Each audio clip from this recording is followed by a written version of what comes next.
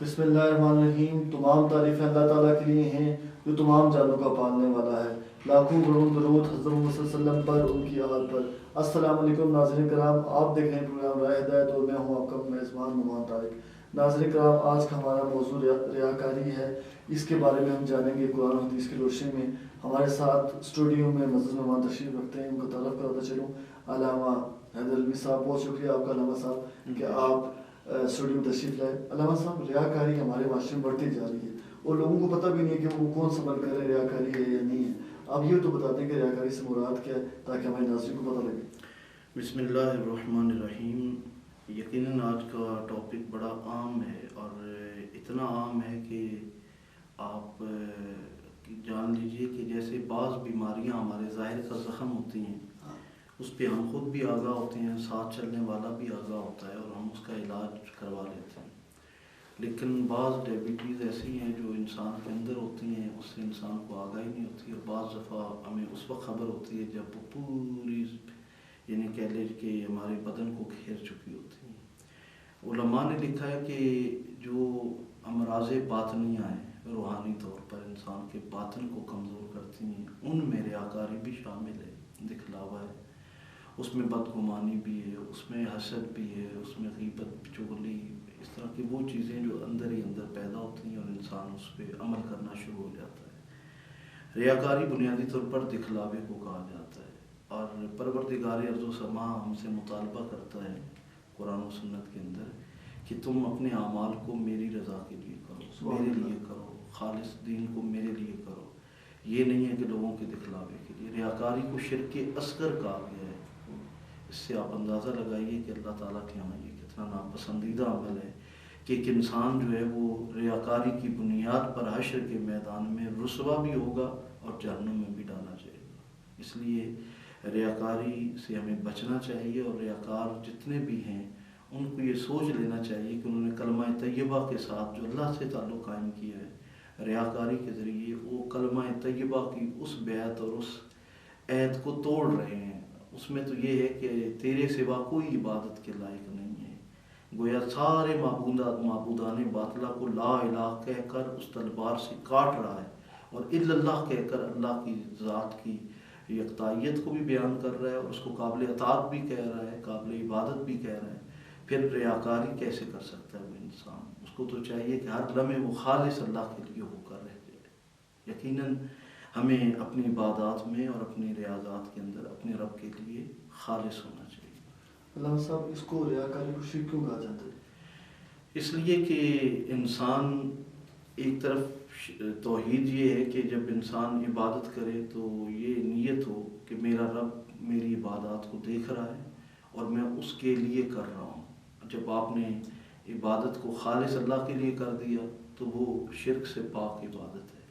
درمیان میں جو ہی کوئی انسان آتا گیا کہ میرے ماں باپ مجھے دیکھیں اس عبادت میں، یا میرے محلے دار دیکھیں، یا میرے دوست مجھے اس کام کو کرتا دیکھیں، اب اس نے خدا کے تصور کو درمیان سے ہٹا دیا ہے. وہ تصور ہٹ کے غیر کی طرف جو ہی تصور جاتا جائے گا تو وہ شرک ہو جائے گا. اپنے آپ کو بڑا دکھانے کے لیے. ہاں، میں ہوں، اور پھر اس میں کے اندر یہ کہ اس کے ہونے کا تصور ختم کر کے انسانوں کو درمیان میں لے آئے. ویسے بھی اللہ تعالیٰ شرک اس لیے بھی ناپسند کرتا ہے کہ بابا جی کے پاس ایک خاتون آئی، بابا فرید الدین گنجے زہد الانبیاء کے پاس، اور وہ کہتی ہے کہ میرا شوہر جو ہے وہ میری طرف دیکھتا نہیں ہے، اگر شریعت کا پردہ نہ ہوتا تو میں آپ کے اپنے چہرے سے نقاب ہٹا کے آپ کو دکھاتی کہ میں کتنی حسین و جمیل ہوں، لیکن میرا شوہر میری طرف نہیں دیکھتا، وہ غیر عورتوں کی طرف دیکھتا ہے. بابا جی غش کھا کے بے ہوش ہو جاتے ہیں، اور جب ہوش آتا ہے تو کہتے ہیں کہ جب ایک عورت شرک برداشت نہیں کرتی کہ غیر کا تصور کیوں لیا اس نے، میرے مرد نے، وہ اسے برداشت نہیں کرتی، یہ اپنے حسن و جمال پہ اتنا نازاں ہے. وہ جو حسن و جمال، ان اللہ جمیل و یحب الجمال، ساری کائنات کا حسن جہاں مجتمع ہوتا ہے وہ ذات الہی ہے، وہ کیسے پسند کر سکتا ہے کہ کوئی شرک کرے، کوئی میرے ساتھ کسی کو سانجے بنائے؟ بلکہ قرآن حکیم نے بھی، احادیث طیبہ میں بھی عبادت کی جب بات آئی ہے تو کہا گیا کہ عبادت اللہ کے لیے ہے. جو اللہ کے ہونے کا جو گہرا تصور ہے وہ انسان کو مجبور کرتا ہے کہ غیر خدا سے انسان کو اوجل کر دے، انسان کی آنکھیں بند ہو جائیں اور وہ خالص اس نیت سے اٹھے. جیسے کہا جاتا ہے شیخ سعدی شیرازی رحمۃ اللہ علیہ تہجد میں اٹھے اور بیٹا بھی ساتھ، بیٹے کو بھی جگا لیا. تو جب وہ جانے لگے تو بیٹا کہتا ہے ہم تو جاگ رہے ہیں، باقی سوئے ہوئے ہیں. حالانکہ اس میں ریاکاری نہیں تھی، شکوہ تھا، ایک شکایت تھی. تو آپ نے فرمایا کہ تمہاری اس لب و لہجے سے تو بہتر تھا کہ تم بھی سوئے رہتے، تم لوگوں کی شکایت کر رہے ہو اللہ کی بارگاہ میں. لیکن جو ریاکار ہے وہ تو اتنا خطرناک ہو جاتا ہے کہ وہ عبادت بھی اس نیت سے کرتا ہے کہ لوگ مجھے عابد و زاہد کہیں. اس لیے اولیاء اللہ کے ہاں اور صوفیاء کے ہاں عبادت رات کی زیادہ پسند کی جاتی ہے، اور اللہ کی نظر میں بھی وہ عبادت زیادہ پسندیدہ ہے جو لوگوں کی نظروں سے چھپا کر. صوفیاء اور اہل اللہ فرماتے ہیں دن بھر ہمارا بے چینی میں گزرتا ہے رات کے انتظار میں. لوگ دن میں خوش ہوتے ہیں کہ روشنیاں ہیں، صوفیاء رات میں خوش ہوتے ہیں کہ سیاہ چادر تن گئی ہے، اب میرے عمل کو میرے رب کے سوا کوئی نہیں جانتا. تو جب نبی ام المومنین حضرت عائشہ صدیقہ طیبہ طاہرہ سلام اللہ علیہا وہ فرماتی ہیں کہ میں نے دیکھا کہ میرے کریم محبوب آقا صلی اللہ علیہ وسلم رات میں قیام اللیل اتنا طویل فرماتے، قد تورمت قدما، حضور کے پاؤں مبارک سوج جاتے رات کے قیام میں. اور میں نے کئی بار دیکھا کہ اس تاریخی میں میرے ہاتھ جب آپ کے قدموں پہ لگتے تو آپ کے پاؤں مبارک سوجے ہوتے، کبھی آپ قیام میں، کبھی رکوع میں اور کبھی سجدے میں ہوتے. تو میں نے ہمیشہ آپ سے پوچھا کہ یا رسول اللہ آپ کے سبب آپ کی امت کے اگلے پچھلے گناہ اللہ نے معاف کر دیے ہیں، تو آپ کیوں اس قدر طویل عبادت فرماتے ہیں؟ تو حضور کا ایک ہی فرمان ہوتا کہ میں اپنے رب کا شکر گزار بندہ نہ بنوں. یعنی اس رات کے عمل میں دیکھیں کہ کہا گیا کہ اللہ تعالیٰ اپنی شان کے مطابق اس رات کے لمحے میں آسمان دنیا پہ جلوہ گر ہو کر روزانہ فرماتا ہے کوئی مجھ سے مانگنے والا، ہے کوئی مجھ سے طلب کرنے والا، دنیا مانگو دنیا دوں گا، آخرت مانگو آخرت دوں گا، توبہ مانگو توبہ دوں گا، جو مانگو گے. صوفیاء فرماتے ہیں پچھلی راتی رحمت رب دی کرے بلند آوازہ، بخشش منگن والیاں کارن کھلا ہے دروازہ. یوں تو 5 نمازیں بھی خدا کی طرف سے ہیں، لیکن جو وہ رات کے لمحات کی ہے وہ ہمارے اوپر فرض نہیں ہے، انبیاء پہ وہ وقت اس وقت فرض نماز تھی. لیکن ہمیں حکم دیا گیا کہ آپ اگر چاہتے ہیں کہ اللہ کے محبوب بن جائیں اور اللہ تعالیٰ آپ سے محبت کرنے لگ جائے تو صحیح بخاری کے الفاظ ہیں کہ جب بندہ مومن فرائض کی ادائیگی کے ساتھ نوافل پڑھتا ہے اور قیام اللیل کرتا ہے تو پروردگار عالم فرماتا ہے میں اس کے کان بن جاتا ہوں جس سے یہ سنتا ہے، میں اس کی آنکھیں بن جاتا ہوں جس سے وہ دیکھتا ہے، میں اس کی زبان بن جاتا ہوں جس سے یہ بولتا ہے، میں اس کے ہاتھ بن جاتا ہوں جس سے یہ پکڑتا ہے، میں اس کے پاؤں بن جاتا ہوں جس سے وہ چلتا ہے. یہ شان تک اس سے اولیاء اللہ نے یہ ترجمہ کیا کہ اللہ تعالیٰ براہ راست ہاتھ نہیں بنتا بلکہ پروردگار ارض و سما اس کے ہاتھوں میں یا تو قوت اتنی عطا کر دیتا ہے، بندہ مومن کا ہاتھ خدا کا ہاتھ لگتا ہے، یا اللہ تعالیٰ اس کے ہاتھوں پہ حفاظت کا پیرا لگا دیتا ہے کہ پھر ایسے بندے سے گناہ سرزد نہیں ہوتے. ایسے بندے کی آنکھیں، ہاتھ، کان، زبان، پاؤں، ہر طرف پورے وجود پہ اللہ کی رحمت کا اور حفاظت کا ایسا پیرا لگ جاتا ہے کہ وہ انسانوں میں چلتے ہوئے کہیں داتا علی حجویری نظر آتے ہیں، کہیں اعلیٰ حضرت گولڈی نظر آتے ہیں، کہیں امام بری سرکار نظر آتے ہیں. دنیا ان کے مزارات پہ لاکھوں کروڑوں کی تعداد میں کیوں رجوع کرتی ہے؟ کیونکہ ان کے اوپر اللہ نے اپنی حفاظت کا پہرا لگایا ہوا ہے. تو یعنی یہ ایک ایسا ہی عمل ہے جو چھپ کر عبادت کی جائے پروردگار عالم کو، وہ عبادت زیادہ پسند ہے. کہا گیا صدقہ تم ظاہر کر کے دو یا چھپا کر دو، چھپا کر دینے والا افضل ہے. فرمایا اس طرح دو کہ دائیں ہاتھ سے دو تو بائیں کو بھی خبر دو، سوائے رب کے میرا رب جانتا ہو کہ میں کیا کر رہا ہوں. اسی کو عمل خالص کہا جاتا ہے. جب جو ہی درمیان میں یہ آ گیا کہ میرا پڑوسی دیکھے، جیسے آج ہمارے ہاں یہ بڑی کثرت سے ہوتا ہے کہ ایک شخص 1000 کا نوٹ ایک بیوہ کو، ایک یتیم مسکین کو دے رہا ہے، ضرورت مند کو، تو ساتھ میں 10 بندے اور بھی کھڑے ہیں اور اس کا مذاق اڑایا جا رہا ہے، سوشل میڈیا پہ ڈال دیا جاتا ہے. ایک آج کل ہمارے ہاں سفید پوش جو طبقہ ہے ہماری ریاکاری سے وہ محفوظ نہیں رہتے. سفید پوش طبقہ کبھی بھی لائن میں لگ کے مانگتا آپ کو نظر نہیں آئے گا. تو میں پوسٹ پڑھ رہا تھا سوشل میڈیا پہ کہ انہوں نے کہا کہ ہمارا جو ٹارگیٹڈ طبقہ ہے وہ ہے جو مانگتے نہیں ہیں. جو ہی ہم تقسیم کرنا شروع کرتے ہیں لائنوں میں وہ لوگ لگ جاتے ہیں جو باقاعدہ پروفیشنل بھکاری ہیں اور وہ مانگنے والے ہیں.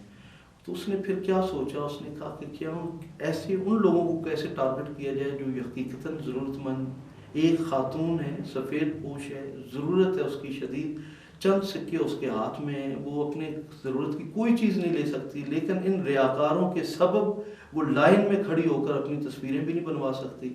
وہ بیچاری گھر میں پڑی ہوئی ہے, کسی صورت میں کوئی ایسی صورت بنے کہ کوئی چھپا کر دینے والا.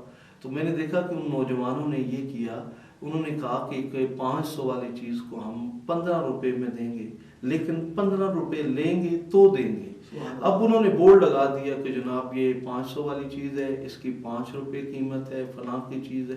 اب وہ جو ایسے تھے نا بھکاری تھے جو فری میں لینے والے تھے, انہوں نے کہا اب یہ چیزیں بکنے لگ گئی ہیں, وہ سائڈ پہ چلے گئے. تو ایسے میں ان نوجوانوں نے دیکھا کہ کچھ خواتین ایسی بھی آئیں کہ جنہوں نے وہ جتنا لکھا ہوا تھا ہمارا بالکل مائنر سا, وہ بھی دینے کے لائق نہیں تھیں. انہوں نے وہ پیسے دیے, اپنی چیز لی. ان نوجوانوں نے وہی پیسے پھر دوبارہ انہی کے ان بیگ کے اندر ڈال دیے. جب انہوں نے گھر میں کھولا تو ان کو سمجھ آیا کہ یہ نوجوان ہمارے ساتھ تعاون کرنا چاہتے تھے. انہوں نے راستہ وہ اپنایا جو ائمہ طاہرین کا تھا, جو رسول خدا کا تھا. یعنی ہم نے یہ صرف پڑھا ہی ہے نا کہ امام زین العابدین علیہ السلام کی شہادت کے بعد خبر ملی کہ 100 بیوائیں, یتیم, مسکین ایسے تھے, شہداء کی بچے, بیٹیاں, بیویاں, کہ جن کے گھروں میں امام زین العابدین پورے مہینے کا راشن دیتے تھے, لیکن لینے والوں کو خبر ہی نہیں تھی کہ دیتا کون ہے. یوں پورے مہینے کا راشن اٹھانا کندھوں پہ اور جا کر دستک دینی اور رکھنا, دستک دے کر تیز قدموں سے بھاگ جانا کہ اسے خبر بھی نہ ہو کہ دینے والا کون ہے. اور امام زین العابدین علیہ السلام فرمایا کرتے تھے کہ جب کسی کو دو تو اس کی آنکھوں, مولا علی شیر خدا کا فرمان ہے, جب کسی کو دو تو اس کی آنکھوں میں نہ دیکھو, کیونکہ اس لمحے آپ کے اندر کہیں تکبر پیدا نہ ہو. اور جب دے لو کسی کو تو پھر سر سجدے میں رکھ کے کہو مالک یہ تو تیرا مانگتا تھا, یہ تیرا سوالی تھا, تو نے اسے میرا دروازہ دکھایا, میں تیرا شکر ادا کرتا ہوں. یہ ہے خالص عمل خدا کے لیے. جب انسان عمل خالص اللہ کے لیے کرتا ہے تو پھر یہ کیفیات انسان کے اندر پیدا ہو جاتی ہیں کہ انسان لوگوں سے چھپاتا ہے, صرف اپنے رب کو دکھاتا ہے. سبحان اللہ, بہت زبردست آپ نے بات کی ہے ساری. علامہ صاحب سوشل میڈیا کی بھی بات آئی ہے. آج کل ہر شعبے میں آپ کو ریاکار نظر آئیں گے. حکمران کو دیکھ لیں, مذہب کے لوگوں کو دیکھ لیں, نعت پڑھنے والے کو دیکھ لیں. ہم ایک ایک کو بات کریں گے. پہلے سوشل میڈیا سے بات کرتے ہیں. آج کل جو بندہ اچھا کھانا کھا لیتا ہے فیس بک پہ لگا دیتا ہے, ان کے لیے آپ کیا فرمائیں گے؟ میں خود بھی سوشل میڈیا یوز کرتا ہوں, اور آج تک میں نے پانی کے ایک گلاس والی بھی پکچر اس لیے نہیں لگائی کہ عین ممکن ہے کہ کسی کو منرل واٹر میسر نہ ہو اور وہ گدلا پانی پیتا ہو تو اس کو شرمندگی نہ ہو, اس کے اندر احساس کمتری پیدا نہ ہو. ہمارے یہاں جب تک ہوٹل کے باہر سے ایک پکچر نہ لے لی جائے اور اندر جب ٹیبل سج جاتا ہے اور طرح طرح کے کھانے لگ جاتے ہیں, تب تک 2-4 سیلفیاں نہ جب تک سوشل میڈیا پہ لگا دی جائے. انہیں دیکھنا چاہیے کہ ہمارے عزیز و اقارب جو ہم سے جڑے ہوئے ہیں سوشل میڈیا پہ, ہمارے دوست ہیں. بیمار سے کہیں گے ان کو تعلیم, ان کو تعلیم بھی بہت ہے, دنیاوی تعلیم ہے, لیکن وہ تعلیم جو مولا نے دی ہے اگر وہ ہوتی یقیناً ان کے اندر بھی ائمہ طاہرین اور رسول خدا جیسی صفات ہوتی, اولیاء اللہ والی صفات ان کے اندر پائی جاتی. اور اولیاء اللہ کی ہاں جو صفات پائی جاتی ہیں وہ یہ ہیں کہ حضرت میاں شیر محمد شرپوری رحمۃ اللہ علیہ کا ایک بڑا واقعہ معروف ہے کہ ان کے پاس ایک مولانا آئے کہ جناب یہ جو پیر فقیر ہوتے ہیں ان کے یہاں فلاں فلاں کمزوریاں ہوتی ہیں.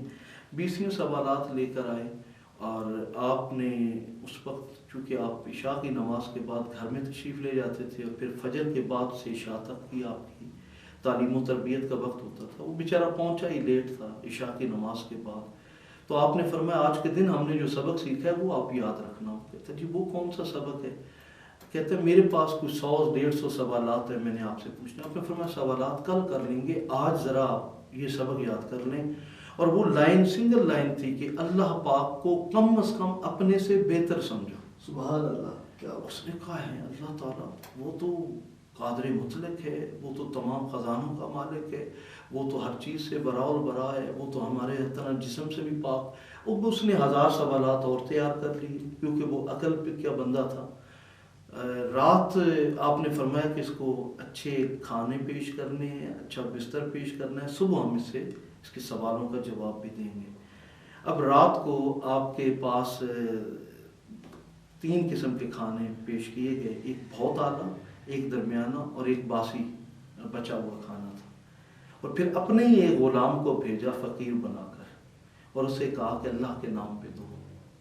اس نے تینوں کھانے دیکھے اور اس میں سے جو باسی تھال تھا، کھانا ڈش تھی، وہ اٹھائی اور دے دی۔ جب صبح ہوئی اور فجر کی نماز کے بعد وہ آئے میاں شیر محمد شرپوری رحمۃ اللہ علیہ کے پاس، پوچھا ہاں بھی رات کو واقعہ کو بات کیسی گزری رات؟ یہ رات بہت اچھی گزر گئی ہے، میرے سوالات ہیں۔ آپ نے فرمایا سوالات پہ بھی بات ہوگی، لیکن بتاؤ کو واقعہ کو بات؟ نہیں کچھ بھی نہیں کہا۔ کوئی اسے یاد آیا کہ اس نے کہا بس کھانا بڑا اچھا ملا تھا، ایک مانگنے والا آیا تھا، میں نے اس کو ایک ڈش پوری کھانے کو دے دی۔ آپ نے فرمایا کہ اس نے کس کے نام پر مانگا تھا؟ کہا جی اللہ کے نام پہ مانگا تھا۔ آپ نے فرمایا کہ کیا تم نے کون سا کھانا دیا تھا؟ 3 طرح کے کھانے تمہارے سامنے موجود تھے۔ اس نے دیکھا، یاد کیا، اور پھر اس کو یاد آیا کہ میں نے تو باسی کھانا دیا تھا۔ اس نے کہا کہ آپ نے اگر اللہ تعالیٰ کو اپنے جیسا سمجھتے تو نارمل کھانا آپ دیتے، اگر اپنے سے بہتر سمجھتے تو سب سے اعلیٰ کھانا پیش کرتے۔ آپ نے نہ اپنے رب کو اعلیٰ سمجھا نہ اپنے جیسا سمجھا، اپنے باسی کھانا اٹھا کر دیا اور آئے ہیں یہاں پہ بحث کرنے کے لیے۔ اس کی آنکھوں سے آنسو برسنے لگے۔ صوفیہ اور اہل اللہ اس طرح سے انسان کو خالص اپنے رب کے لیے بنا دیتے تھے کہ شاید زندگی میں اس نے پھر اس خانقاہ کو چھوڑا ہی نہیں، وہیں کا ہو کر رہ گیا۔ اس نے کہا کہ جہاں یوں اللہ کی بارگاہ میں ریاکاری اور دکھلاوے اور ان چیزوں کو ختم کر کے خالص انسان کو اللہ کا بنا دیتے ہیں۔ نبی کریم صاحب الاولاق کی 63 سالہ حیات طیبہ میں 1.25 لاکھ صحابہ کرام علیہم رضوان کے اندر تبدیلی کون سی لائی کہ ان کے ہر عمل کو اللہ کے لیے خالص کر دیا۔ وہ ٹوٹی ہوئی تلواروں کے ساتھ لڑ رہے تھے خالص اللہ کے لیے، وہ خون آشیم تلواروں کے ساتھ ٹکرانے کے بعد دشمن سے پھر بھی جب آتے تو سر بسجود ہوتے، مالک ہم سے کوئی کمی رہ گئی ہوگی ہمیں معاف فرما دے، ہم نے جو کیا تیری رضا کے لیے۔ یہ جو اللہ کی رضا کا تصور پختہ ہوتا چلا جاتا ہے، انسان ریاکاری سے دور ہوتا چلا جاتا ہے۔ پھر انسان کو لگتا ہے بس ہاتھ کار وال دل یار وال، ہر لمحے پھر خدا کا ہو کر انسان رہ جاتا ہے، اور پھر سارے معاملات سے انسان باقی سے کٹ جاتا ہے۔ علامہ صاحب یہ بتائیے، آج جو ہمارے نعت پڑھنے والے لوگ ہیں، اتنا بڑا نام نبی کا نام لینے والے لوگ ہیں، وہ بھی ریاکاری میں آ جاتے ہیں۔ بہت سے ایسے لوگ جو ہم نے خود بھی دیکھے ہیں، نیت تو اللہ جانتا ہے، لیکن بظاہر ایسا لگتا ہے کہ وہ صرف پیسوں کے لیے پیسے لے کے وہ جاتے ہیں۔ کیا اس عمل، اور جو نہ سننے والے لوگ ہیں وہ بھی اسی لیے کہتے ہیں کہ ہمیں لوگوں کو اچھا کہیں گے، ان کے لیے آپ کیا کہیں گے، وہ کیسے بچے جائے؟ دیکھیے نبی کریم صاحب الاولاق صلی اللہ علیہ وآلہ وسلم کی نعت میں اگر کوئی کسی کو تحفہ پیش کرتا ہے ادب سے تو یہ سنت رسول ہے، لیکن اس کو بنیاد بنا کر اگر کوئی خطیب، عالم، نعت خوان، قاری، حافظ، جو بھی مذہب سے وابستہ لوگ ہیں، ایسے میں بہت سارے پیروں کے بھی نام آتے ہیں کہ وہ پروگراموں میں لاکھوں وصول کر کے آتے ہیں، اور پھر یہ بھی کہتے ہیں کہ اشتہار میں ہماری تصویر اتنی بڑی ہونی چاہیے اور نام اتنا بڑا ہونا چاہیے، اور یہیں سے کروانا، پرنٹ بھی یہاں سے کروانا، اور کیمرہ مین بھی ہونا چاہیے، اور میں یہ سمجھتا ہوں ہاں بکنگ ہوتی ہے باقاعدہ 2 لاکھ 3 لاکھ کی، چاہے وہ عالم ہے، وہ حافظ ہے، وہ قاری ہے، نعت خوان ہے، وہ ذاکر ہے، کسی بھی شعبے سے وابستہ ہے، اگر وہ تو پہلے سے طے کرتا ہے تو وہ پیسہ اس کے لیے حرام ہے، کیونکہ وہ دین فروشی کر رہا ہے، اور قرآن حکیم میں اس پہ بڑی سختی سے منع کیا گیا ہے کہ وہ کتنے بڑے ظالم ہیں جو اللہ کی آیات کو بڑے تھوڑے پیسوں کے بیچ دیتے ہیں۔ یہ بیچنے والے ہیں لوگ قرآن کو، حدیث کو، نبی کے نام کو۔ پھر جو لوگ نعت سننے کے لیے آتے ہیں وہ ایسے جیسے ہمارے یہاں طوائفوں کے اوپر یا گانے باجے والوں کے اوپر پھینکے جاتے ہیں، وہ بھی حرام ہے۔ وہاں بھی رزق کو یوں پھینکنا حرام ہے، کیونکہ ہر ایک نوٹ کے اوپر ایک حدیث لکھی ہوئی ہے کہ رزق حلال عین عبادت ہے۔ وہ پھینکتے 10 روپے کا نوٹ ہے، وہ 10 کا پھینکیں یا 10 لاکھ دکھاوے کے اوپر، ہاں وہیں اگر آپ 10 روپے کی آپ نے پوری گڈی اٹھائی ہوئی ہے، دکھاوا آپ کو اور اس کو پھینکنے کا انداز دیکھ، اور بندہ تصویر لے رہا ہے ان کی، وہ سوشل میڈیا پر اسٹیٹس لگ رہا ہے۔ اور میں یہ سمجھتا ہوں کہ یہ پھینکنے والوں کا یہ عمل ایک تو حدیث کی بھی توہین ہے، اللہ کے رزق کی توہین ہے، اور جس طرح پھینکا جا رہا ہے، پھینکنے والا اگر جس کے اوپر پھینکا جا رہا ہے، اگر وہ اسے روکتا نہیں ہے تو وہ بھی اس گناہ کے اندر شامل ہو جاتا ہے۔ فکس کر کے لانا، پیسے مانگ کر، یہ تو یوں کہہ لیجئے کہ معاشرے کی جو بدترین نسل ہے اس سے وہ اپنے آپ کو جوڑ رہا ہے۔ اس سے وہ شخص بہت بہتر ہے جو ایک ریڑھی کے اوپر اللہ تعالیٰ کے دیے ہوئے رزق کو حلال طریقے سے کما رہا ہے۔ اس کا پیسہ حرام ہے، جس نے فکس کیا، جس نے پہلے مانگے، جس نے کہا میرے اکاؤنٹ میں ڈال دیے جائیں، میرے گاڑی کا اتنا خرچہ ہے، فلاں کا اتنا خرچہ ہے، ٹکٹ دیا جائے جناب، ریٹرن ٹکٹ ہونا چاہیے، جب تک وہ مل نہیں جائے گا ہم لوگ آگے بڑھیں گے نہیں۔ تو میں یہ سمجھتا ہوں کہ اس کی حوصلہ شکنی ہونی چاہیے۔ اب بھی معاشرے کے اندر اگر دین موجود ہے، اخلاقیات موجود ہیں، کلمہ طیبہ موجود ہے، تو ان لوگوں کی وجہ سے ہیں جن میں یہ ریاکاری اور یہ لالچ جیسا عنصر نہیں پایا جاتا، بلکہ وہ اپنے سارے معاملات کو خدا کی رضا پہ چھوڑے ہونا۔ جب انسان اللہ کی رضا پہ چھوڑ دیتا ہے تو اللہ تعالیٰ ان کے لیے کافی ہو جاتا ہے۔ آج کل صوفیہ کرام بھی ایسے موجود ہیں جو یہ سب خدمت کر رہے ہیں۔ بے شک ایسے، بے شک ایسے۔ علامہ صاحب پروگرام کے آخر میں ایک ریاکار اگر توبہ کرنا چاہے تو کیسے توبہ کرے؟ سب سے پہلے تو یہ کہ وہ اپنے آپ کو، اپنے دل کو خالص اللہ کی طرف کرے اور اپنے دل کو پاک کرنے کی کوشش کرے۔ اپنی صحبت اور اپنی جہاں وہ اٹھتا ہے بیٹھتا ہے جن لوگوں کے درمیان، انہیں دیکھے، ان کو غور کرے، وہ بے دین تو نہیں ہے، وہ دین بیزار تو نہیں ہے۔ اگر وہ دین سے بیزار طبقہ ہے تو ایسے سیکولر مائنڈ، ایسے لبرل سے وہ توبہ کرے اور اچھی صحبت کو اختیار کرے، اس لیے کہ ہماری زندگیوں میں جو تبدیلی حقیقی آ سکتی ہے وہ خدا کے تعلق سے آ سکتی ہے، وہ مصطفیٰ کے تعلق سے آ سکتی ہے، وہ آل نبی، اصحاب پیغمبر اور اولیاء اللہ کے تعلق سے آ سکتی ہے۔ ان نسبتوں کے حامل افراد، اور ان میں بھی پھر وہ آئیڈینٹیفائی کرے کہ کون ہے جو ان نسبتوں کا حیا کرتے ہوئے خالص خدا کے لیے زندگی گزار رہا ہے۔ اگر ایسی کوئی اچھی صحبت میسر آ جاتی ہے انسان کو تو وہ ریاکاری سے بہت دور چلا جاتا ہے اور خالص زندگی اس کے اللہ کے لیے گزرنا شروع ہو جاتی ہے۔ سبحان اللہ، بہت شکریہ علامہ صاحب۔ ناظرین کرام، یہ تھا آج کا پروگرام۔ اللہ تعالیٰ ہمیں عمل کی